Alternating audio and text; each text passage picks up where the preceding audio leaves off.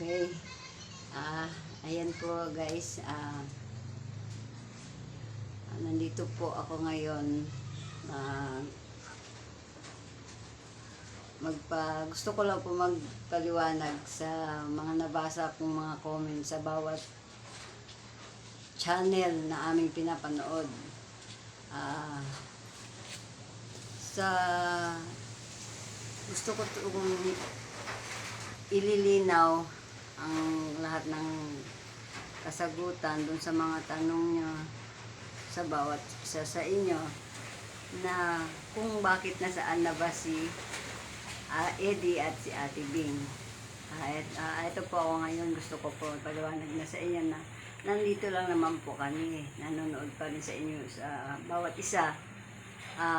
Ang gusto ko lang malinawan ang lahat ng nababasa ko, yung mga pambabato sa amin. Kami naman po ay na mag-asawa, maayos po akong umalis doon sa gym squad kay Kuya Jimmy at doon kay Ate Amihan. Wala po akong inaanong problemang malaki. Wala po akong masasabi sa mga amo namin. Ako naman po ay marunong din tumanaw ng mga utang na loob sa kanilang mag-asawa at sa mga taong sumuporta sa amin at tumulong lalo na sa akin. Ako po ay humihingi ng kunting pangunawa at kalinawan sa problemang nababasa ko. Tungkol po doon sa pagkawala namin ng mag-asawa, ito po ay gusto kong maging ani sa amo ko at sa inyong lahat. Nagpaalam po ako, nag-message po ako kay Kuya Jimmy na sa nangyari po kakong issue. At dahil nga sasabi po ng amo ko sa amin na si Kuya Eddie, mga 4 na beses na daw nagkaroon ng ako naman po ay may mahabang pang-uunawa at nahihiya rin po ako kay Kuya Jimmy sa nangyayari na kung sakaling babalik pa ulit si Kuya Eddie sa YouTube, sa trabaho namin, hindi ko na po matatanggap ang mga pangyayari. Kaya malinis po akong nag-message kay Kuya Jimmy na iiwas na lang po kami sa problema, sa mga kung ano mga naging dahilan doon sa trabaho, sa mga kasama, wala pong problema. Konting problema lang tungkol sa na hindi nagkakaunawaan. Opo, ganun nga po. Hindi lang po nagkakaunawaan at ako naman po ay nagkaroon ng oras na nag-chat na gusto din sana namin na makaharap si Kuya Jimmy para maliwanagan niya kahit hindi ko siya kasama dun sa problema na yon. Gusto ko sana na si Kuya Jimmy nakaharap sa bawat isa sa kanila na makapag-usap, makapagpaliwanagan ng maayos dahil nga dun sa maliit lang na bagay na sana mapag-ayos naman. Hindi naman po kami nagmamalinis na mag-asawa. Tao lang naman din kami. Hindi naman kami perfecto. Wala naman din kami sama ng loob or anuman. Dahil kami ay tao na mayroon utang na loob sa kanila at sa inyong lahat ng mga manunood. Kaya masakit lang ang nababasa ko na bakit nagkaganon. Sari-sari ng isyu ang naririnig namin, nababasa ko. Tsaka pati po yung isang tao na wala pong kamalay-malay na dadamay, sana po wag naman. Opo, ganun po ang namin. Kami po ay nagkaalam na maayos sa trabaho namin. At syempre, bilang isang nasuspende sa trabaho at ako naman ay kusa din na natigil sa trabaho at kusa ko na rin din pong isinama si Kuya Eddie sa pag-alis ko din sa trabaho para sana ay malinis ang aming paghiwalay. Pero dahil sa nababasa ko sa mga comments sa bawat isa, napakasakit para sa amin. Um, ang gusto ko na lang po ang mangyari at tama na po. Huwag niyo na po din idamay ang taong aming nilapitan. Humingi po kami ng trabaho sa kanya, lalo na si Kuya Eddie ko sa po siyang lumapit, nagtanong kung mayroon bang pwedeng matrabaho sa kanya. At si Kuya Eddie ang makapagsagot doon. Okay, binigyan naman po niya ako ng trabaho kahit na namimitas lang po. Okay naman po, wala namang problema. Tsaka kahit na po nagkakasama naman po kami, wala naman pong problema at wala naman po na rin akong sinasabi kung ano man pong kuwan yun. Basta't ako, hanap buhay lang po hinahanap namin. Kasi po, hindi po pwede po akong magpahinga kung lalo na may pamilya ako at tsaka yung mga may utang ako, may hinuhulugan po akong motor. Yun po ang aking isa pa kong Obligasyon. inobligasyon sa sarili ko. Kasi kung hindi po ako hahanap ng trabaho ko, paano naman po ang gagawin ko? De siyempre, mawawala po yung pinundar ko, pinangarap ko sa buhay ko. Kaya nga po ito, gusto ko lang paunawa sa lahat. Wala pong problema sa amo namin at sa taong aming nilapitan. Kami po ay lumapit at tinulungan. Wala pong problema. Wala po kami sinasambit na kung ano man dahil o ano mang kwento-kwento tungkol sa aming tinanggalingan. Wala po.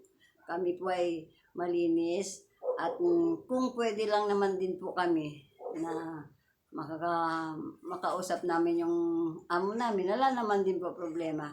Basta tigilan na po natin yung problema na to kasi napakasakit na po para sa amin. Sa 100 na sa subscribers ni Kuya Jimmy o viewers ni Kuya Jimmy, kami halos sa amin lahat binabato kami ng napakabigat.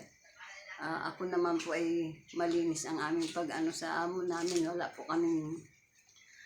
po kaming ginawang kamalian sa kanya. Maliban na lamang po dun sa Sa konting sa problema okasyon, po. Sa konting sa problema. okasyon, hindi maiwasan yung nagkakainuman at nagkaroon ng kunting problema na masusolusyonan naman. Pero sa ngayon, okay naman na po. Okay na lang. Kahit okay na po kasi sabi nga ng amo namin, hindi ko pwede yung ganun na lang palagi, paulit-ulit na ang pangyayari. So ako syempre, nahihiya po ako doon sa ganung salita. Maano po ako, kahit na noon nasabi ko nga na malaking pagbabago ang pagdating namin sa kanila, pero dito sa nangyari sa amin na mag-asawa, sa aking pag-alis, sa aming pagbitaw sa gym squad, naging masakit ang naging sukli sa amin. Pero ganun pa man, naniniwala ako na ito sana ay mawawala na, matatahimik na at matatapos na ang issue na to. At kung kinakailangan pa na malaman nyo yung totoong problema, ito na lang po ang masasabi ko para po wala po akong matatapakan din na tao. Kunting problema lang na maliit lang na hindi naman dapat talagang pagbibigyan ng malaking issue. Kuya Eddie, sabihin mo nga. Konting problema lang po yun. Maliit na bagay. Eka nga po, kung talagang pinagkuhan po, ayos, ay okay lang po. Wala po sanang problema. Kaya lang, pasensya na po. At nasuspindi po ako ng ganung araw. Isang linggo. Po. Kaya po, nag-decide po ako na maghahanap muna po ako ng panibago kong trabaho. Siyempre po, may hinuhulugan ako, may pamilya po akong na para kunin ko. Mahirap naman po yata yung hindi po ako maghahanap. Kaya nga po, nung una, napunta po ako kay Tuni. Dahil kinukuha niya po yung anak ko, si Dustin, na kinuha niya po sanang masama dun sa pagta-tiles.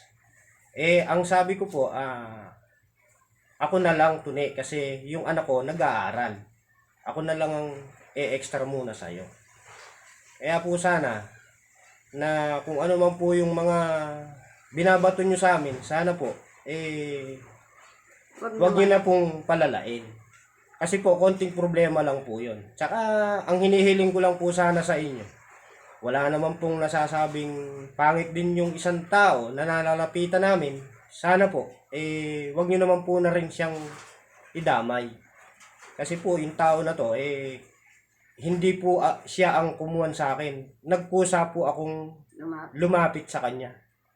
Kaya po sana, yan yung hinihingi ko, sana po, wag nyo naman po siyang i-judge kung ano man po yung idamay sa pambabato nyo sa amin. Hindi pa pong kami na lang yung batuhin nyo ng batuhin. Wag lang po yung taong hinihingan po namin ng trabaho. Yun lang po ang hihingi ko sa inyo. Maraming salamat po sa inyo. At ito ganun pa rin naman po tungkol po doon sa bahay namin, sa motor na ini-issue nyo. Wala pong problema doon, hindi ko yung dapat isabit sa amin kasi pag tayo ay tumulong, ay hindi nanggagaling sa isip natin, nanggagaling po yun sa puso. Kung ano man po yung mga problema at hidwaan, dun sa mga mabubuting taong nagpo-comment sa amin, wag na po yun. Alam naman po namin yung amin, kung sino yung aming nagtitingnan ng utang na loob. At ako po mismo, pinagdadasal ko po na sana matapos po ito. Ayoko po nung ganito, kaya po nagpaalam na ako ng maayos kay Kuya Jimmy. May message po ako sa kanya na alam ko naman na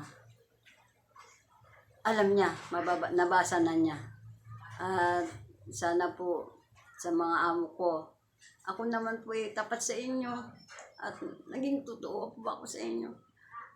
Nakikiusap po ako. Tulungan niyo pong ayusin po yung issue na to. Ako naman po kung sakali man pong nagdamdam kayo sa amin, ako naman po hindi po ako nagdamdam sa inyo dahil mayroon po akong tinatanaw sa inyo na utang na loob ko. Utang na loob naming mag-asawa. Kaya sa mga nagko-comment ng hindi maganda sa amin, ganun pa man po, maraming salamat sa suporta niyo sa channel ni Jimmy Speak TV, sa kay Ate Amihan, at ganun din po sa amin. Wala po akong gustong masaktan, wala din po akong gustong idamay na ibang tao. Kung may babato kayo sa amin na lang, huwag na po sa kanila. Kasi kami, tao lang din po kami. Halos lasunin nyo na po kami. Halos iano nyo na po. Hindi nyo naman po lahat makikita natin sa kamera. Lahat ng mayroon po naman din tayo sa likuran ng kamera. Pero ako, wala po akong sinasabi, wala po akong binibitawan na masama. Uy, kakasira ng mga amo ko. Wala po. Gusto ko umalis ako ng malinis dahil ayoko po yung ang amo ko'y mamumroblema sa kasama ko, ang amo ko'y mamumroblema sa akin. Kaya po nagpaalam na po ako ng maayos. Tsaka, please lang po, mag-iusap, huwag tayong mangdamay ng ibang tao. Kasi kami, nakikisama ako ng mabuti. Si Eddie, kailangan din niya makisamang mabuti para din sa amin na pamilya niya. Kaya, inuulit ko po pakiusap. Sana matapos na po. Wala na po akong mababasa sa bawat kabila kasi kahit na masakit man ang loob namin o masakit man ang loob ng amo namin, nandito pa rin kami. Patuloy na sumusuporta, nanonood sa kanila kahit na nasa ibang tao na po kami. Kaya hanggang dito na lang po muna. Magpapasalamat po ako. Abangan niyo lang po kami sa susunod naming video. Kami pong mag-asawa. Maraming pong salamat.